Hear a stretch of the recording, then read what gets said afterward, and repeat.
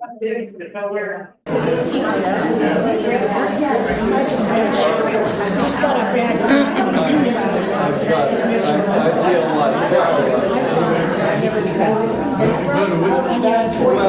combination. The right side of my body is not functioning. It will be. Hello, everybody, and welcome. Welcome to Glacier Unitarian Universalist Fellowship. We gather here to celebrate life and renew our faith in the essential goodness and beauty of life. This community gathers on grounds that were unseated by peoples who lived here long before European settlers arrived. We acknowledge the harm done to the indigenous groups in our community and beyond. We must find more ways to help right this injustice. My name is Elena Martinez. I will be your service leader today. Today's service is a joint creation offered by the Spiritual Leadership Task Force at GUF. So before we begin, I will start with announcements. I have two up here. I will read, and then if anyone else has any announcements that didn't get up here, please let me know.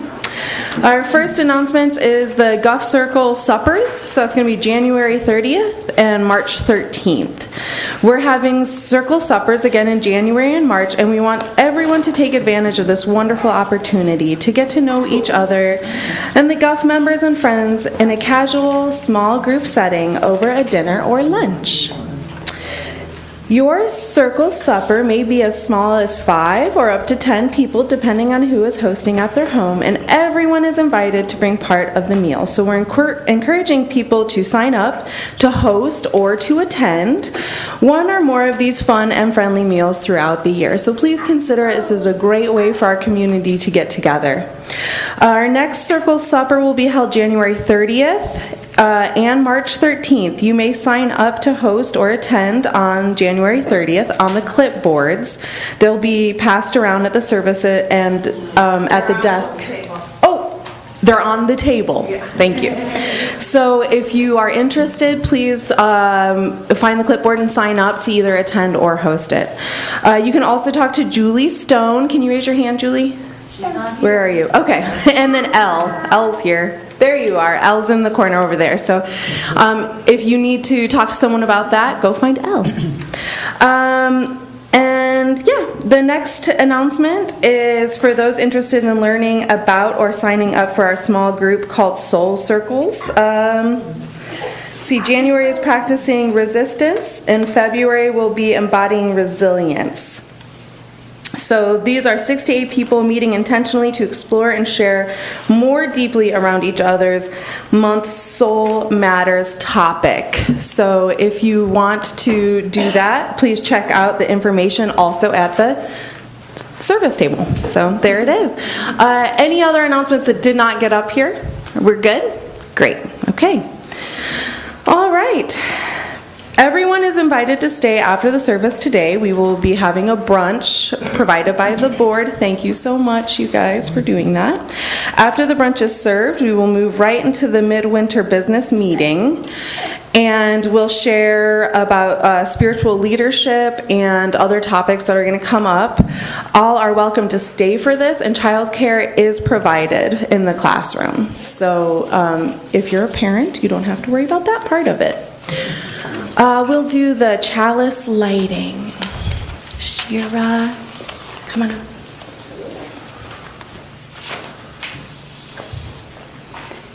Good morning, everyone.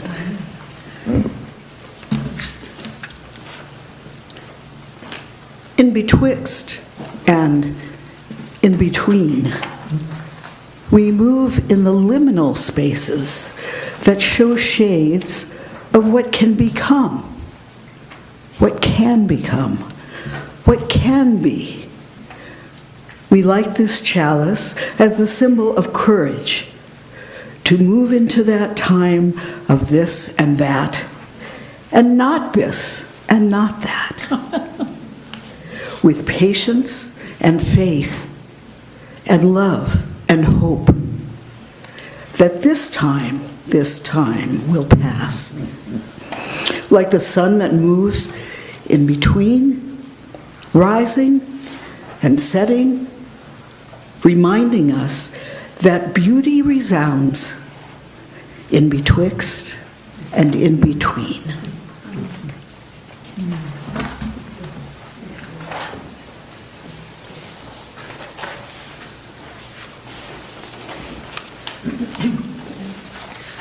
Next, we will have a hymn. You'll find it in your books, 123, Spirit of Life.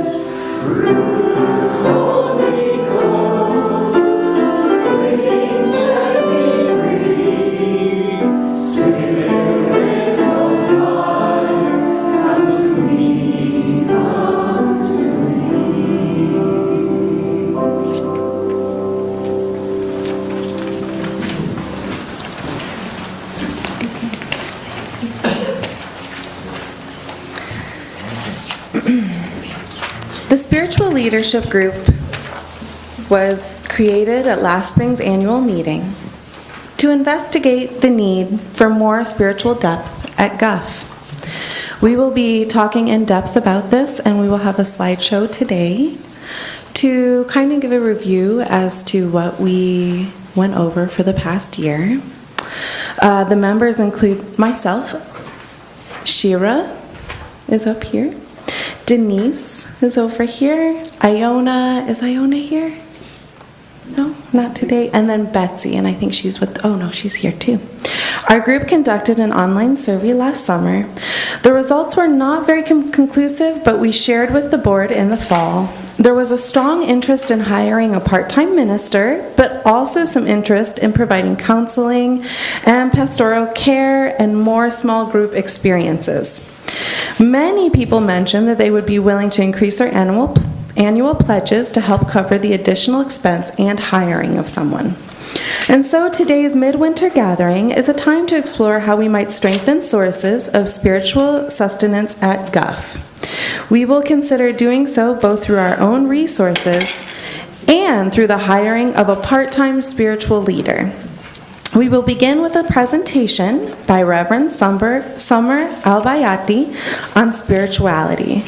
And then, during the discussion section of the midwinter meeting,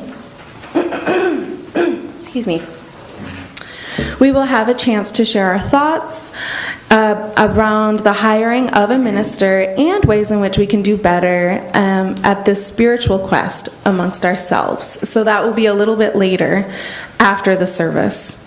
So we'll start with the slideshow.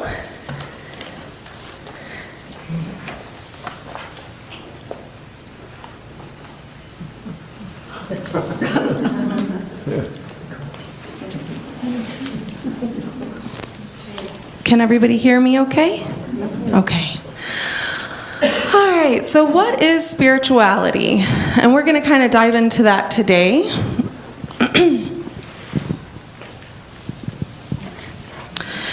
Spirituality, the quality of being concerned with the human spirit or soul as opposed to material or physical things. So how do we define this? So the aesthetic experience as spiritual, art enables us to find ourselves and lose ourselves at the same time.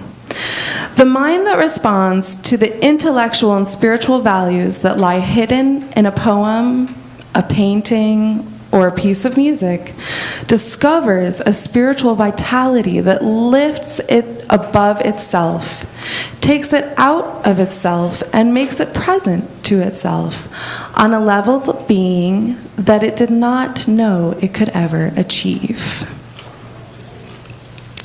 So we're going to see examples of art and how we see spiritual experiences or spirituality through art. And these are just some examples.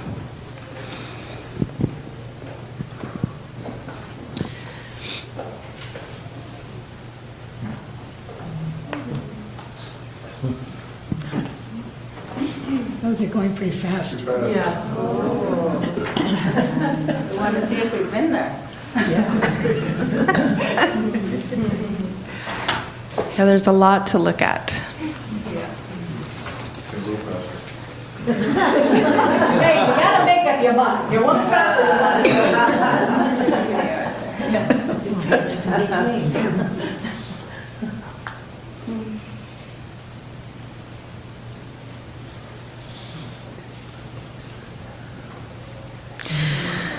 So, and I think that this is something that we all very much connect with here, living in this area, is experience of spirituality through nature. And, you know, these photos do some justice, but we can very easily go out to our backyards and really see our spiritual being resound with the nature around us.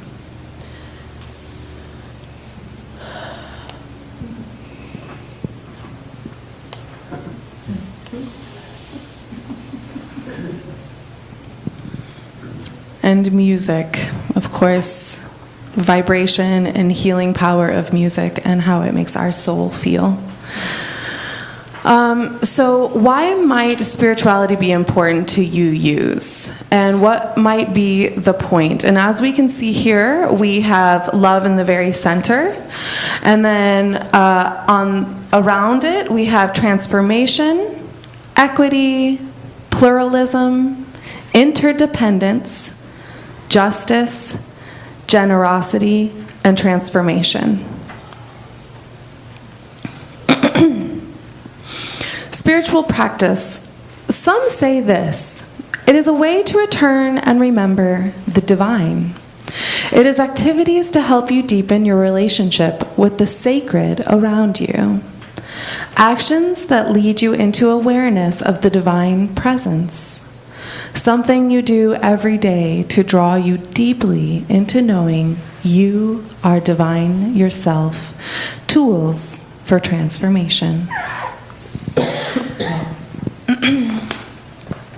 Different types of spiritual practices, and I'm sure that we all do different things to connect. These are some examples, and I'm just reading a lot of this in case you can't read these things, so sorry for the people who can read it, and it's redundant.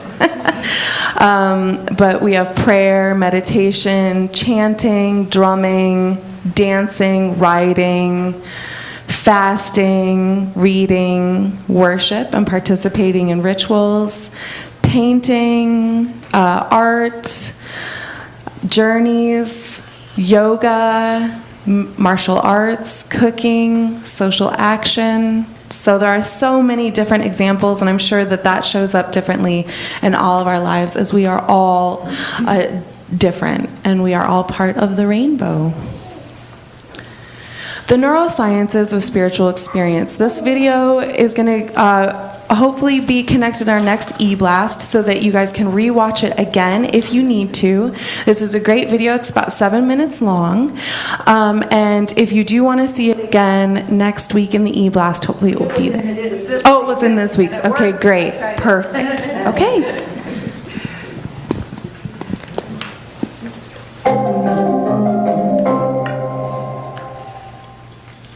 My particular work has uncovered aspects of religiosity that runs counter to standard theories of religion. Most scholars of religion subscribe to the theory that the function of religion is to modulate anxiety levels, or it's to stave off the fear of death. In other words, religion as a security blanket. But that's a side effect of what I think religion is really doing. The real thing that religion is doing is that it's looking for ways to disrupt current models of the self in its relation to the world. So the religious mind is constantly producing these other worlds. And when religion does that, it very interestingly calls into question the fundamental aspects of our world. I think if we want to understand human nature, we have to understand religion. My name is Patrick McNamara, and I'm an experimental neuroscientist, and I have a special interest in studying relationships of brain activity to religious consciousness.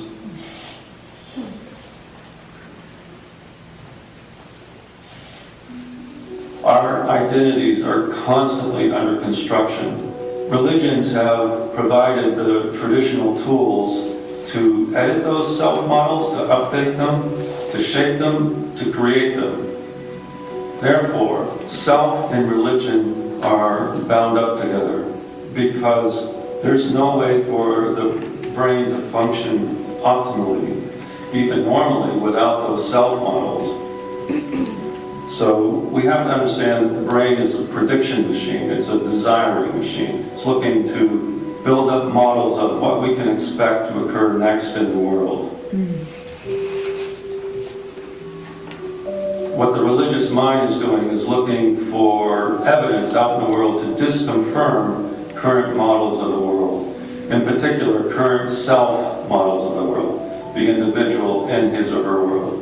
So there's no way that we're going to thrive or flourish in the world unless we get very good at updating our self-models.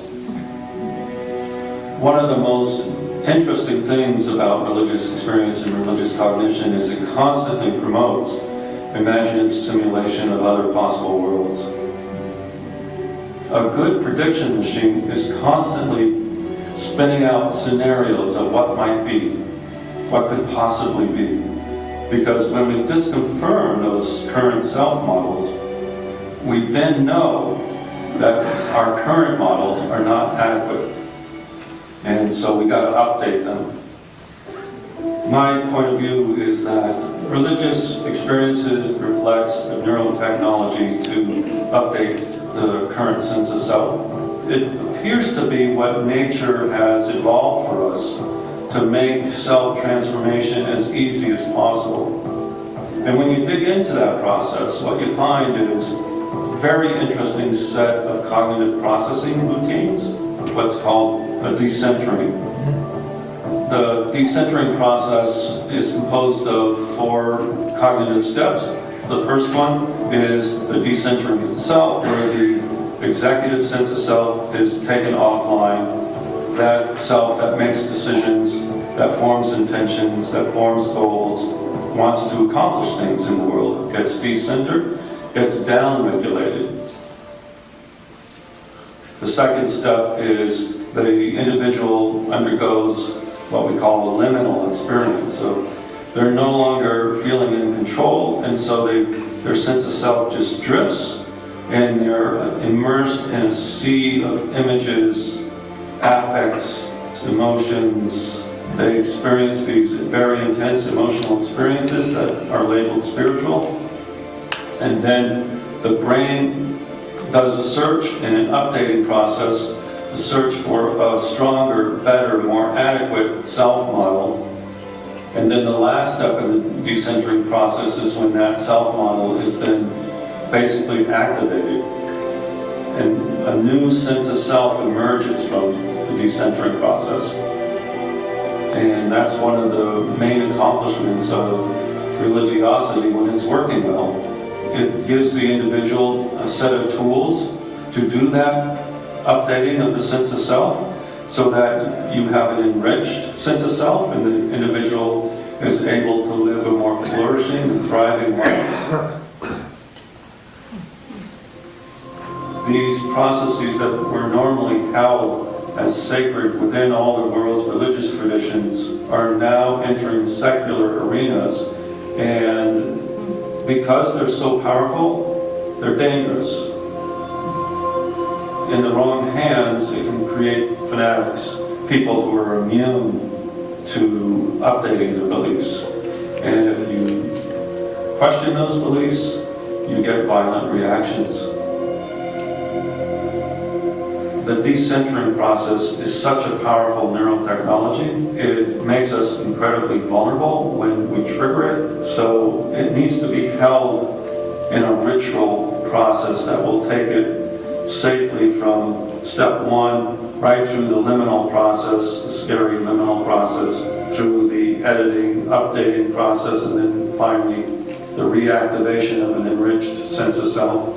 Every one of those steps, if they go off the rails, it creates huge psychological and other problems. So, as we understand this decentering process, a natural next question to ask is, how can we use that kind of knowledge to help people or to find better ways to live in the world? With regard to people who consider themselves religious, one of the things that they might do is rediscover their own traditions. Things like ascetical practices, ritual practices, scripture, meditation, study. Some of the key ingredients of those tools are this decentering process. So religious believers can take that information and rediscover the riches of their own tradition in terms of those tools. Non-religious people, they can take this information regarding the neurotechnology of self-transformation and find or create tools that promote the decentering process. Because it ain't easy. You know, if you try to do it consciously, it's not that easy. What makes me really excited about the field is that it is uncovering some fundamental aspects of human nature, human experience. It's interesting. It's simultaneously enhancing our understanding of this realm of human experience, but also deepening the mystery.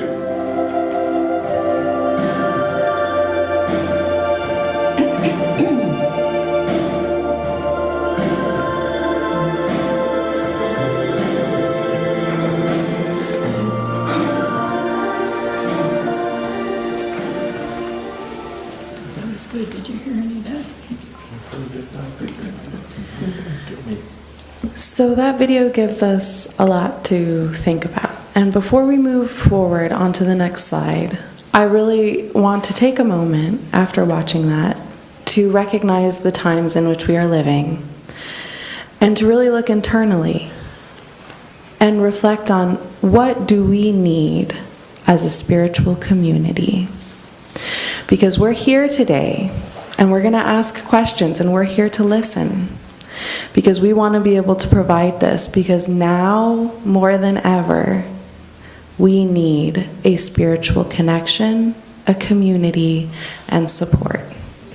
So before moving on quickly, I just really want to take a moment to think about that.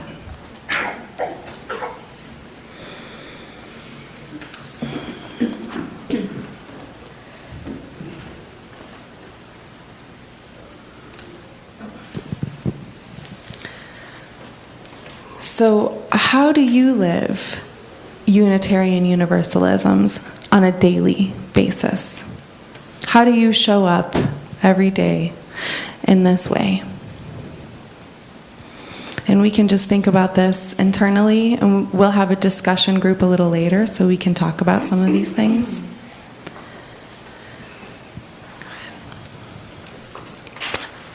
Visualize the world you desire for Unitarian Universalism.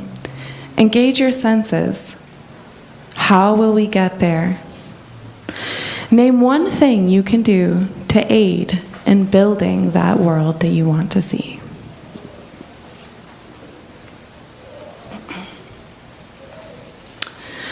What will we need? What spiritual practices? What kind? Why? And what else?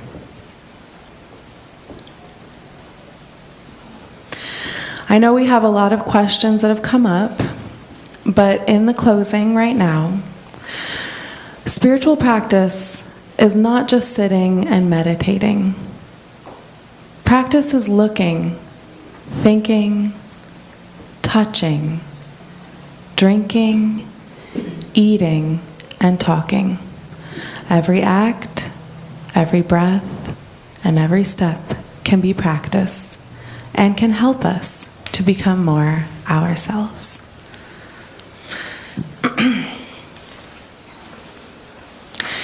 This PowerPoint that we just watched, I just want to recognize that it was put together by our visiting minister, Summer Albayati, and she is the one who put that slideshow together.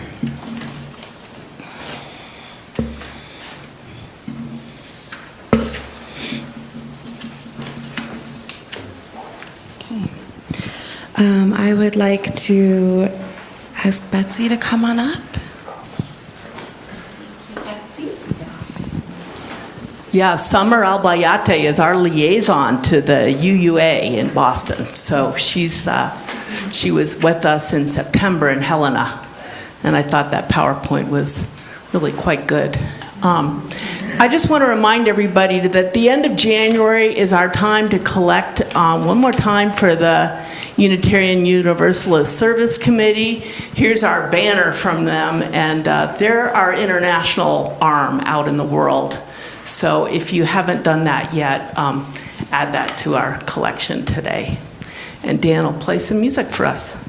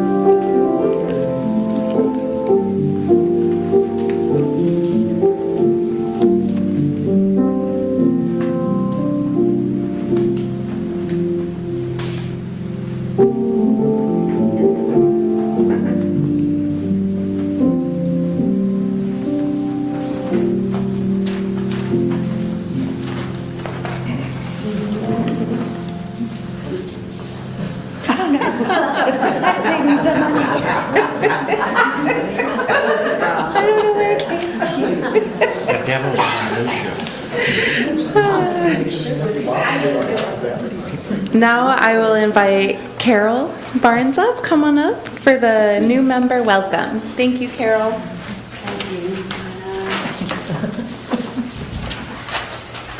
Let me fix this. I'm really shocked by the lack of orange in this particular. Go Broncos, come on. All right, never mind. What? Seahawks. They're not playing the Broncos. John and I almost get divorced over this football. And before I start on my purpose here today, we're not doing formal joys and sorrows today, but I don't want the day to go by without sending love to Minnesota, acknowledging the loss of Alex Preddy, Renee Good, and acknowledging the inspiration the people of Minnesota have given me. Thank you. All right, I have a really fun job. My name is Carol Barnes, and this year I am the lead of the membership team. In the past 6 months, we have had 11 people become official members of Glacier Unitarian Universalist Association. Yeah, it's really cool. You will get to meet some of them today. And while the membership count in an organization, varies as people join and people leave, and our ability to pay attention, we try to keep up on it. Because if you're a member, you can vote. But according to my count, today we will see our 70th member for our congregation, which is, we're a growing, vibrant community, and I'm just grateful for it. And I'm excited about the 70, you know. It's about the decade. It's my age. All right, this is one of my favorite ceremonies in Unitarian Universalism. So I'm going to ask our following new members that are here to please come up. Danny Riddle, and come right up here and line up here. Meg was going to join us, but she has the plague, so she's staying home. Cindy Marshall, Dennis Heinzig, Terry Smiley, Dee DeYoung, Jason Webb, Shruti Uppal. There's, in addition to Meg, Elizabeth Squires cannot be here. Akasha Heinzig, Sarah Clark cannot be here, but they're already doing so many things. So we're going to begin the script. I'd also like our membership committee members that are here to come up on this side to help with the distribution. Cindy Job, Ann Clark, Elle Norheim. We have a great committee. Very fun. Anybody wants to join? Did you guys happen to bring this up because you have a partner? You did good? I left mine. Yes, good. I just want to make sure you all have it. And all of you in the congregation should have a white page that looks like this. If anybody doesn't have it, raise your hand. The front row, not very overachieving. It is.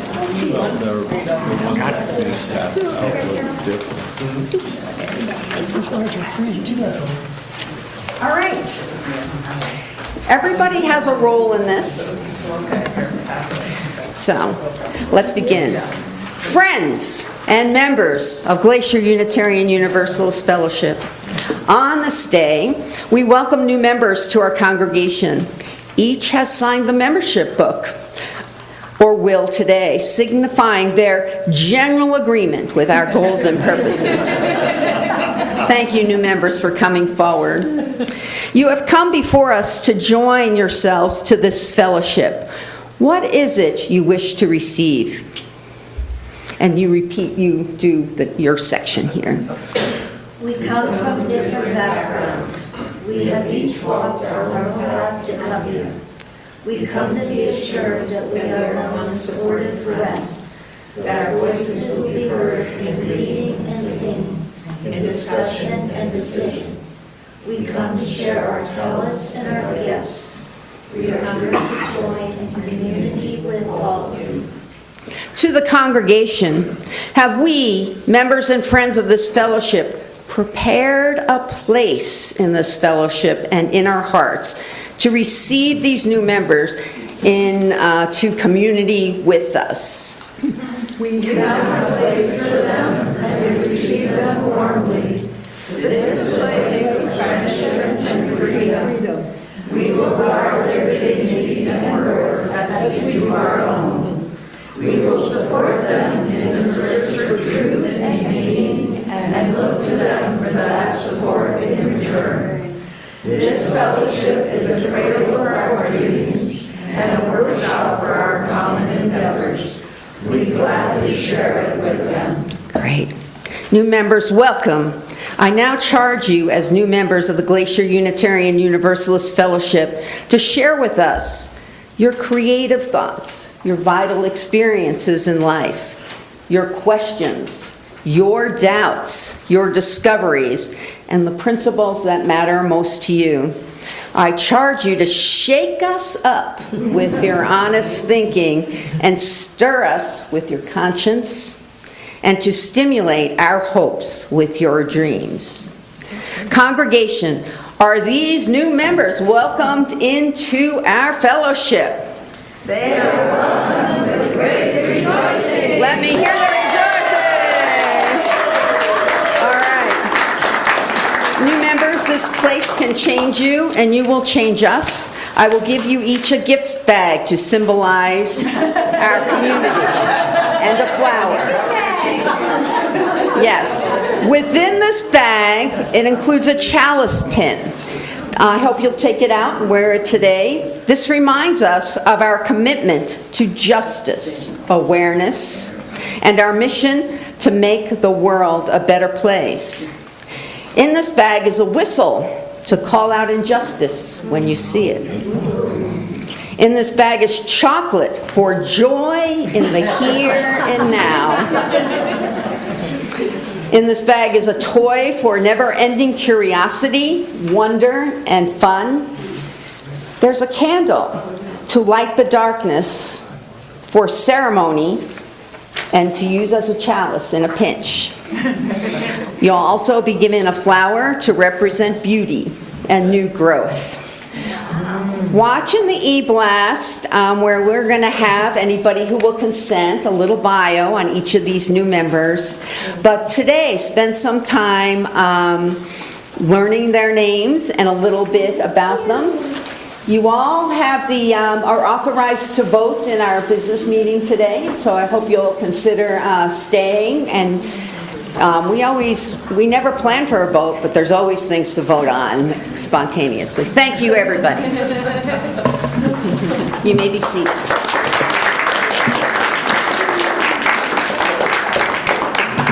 Thank you. Thank you. And if the congregation on your sheets, if you can pass them to me, get them to me, that way we'll use them again next year. Who wants the back? Oh, please. To use them next year. Yes. Pass it down.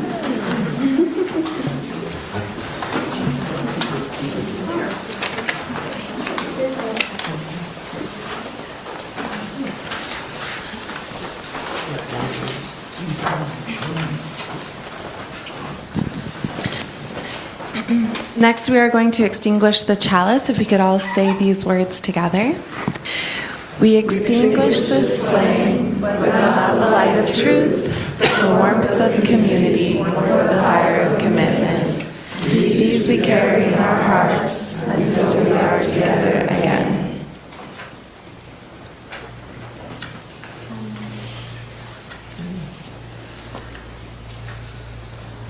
Leave that one on. Okay, thank you. It's weird. Everyone is invited to join together for a brunch and a midwinter meeting to follow. Stand. Thank you. Okay, thank you. Thank you.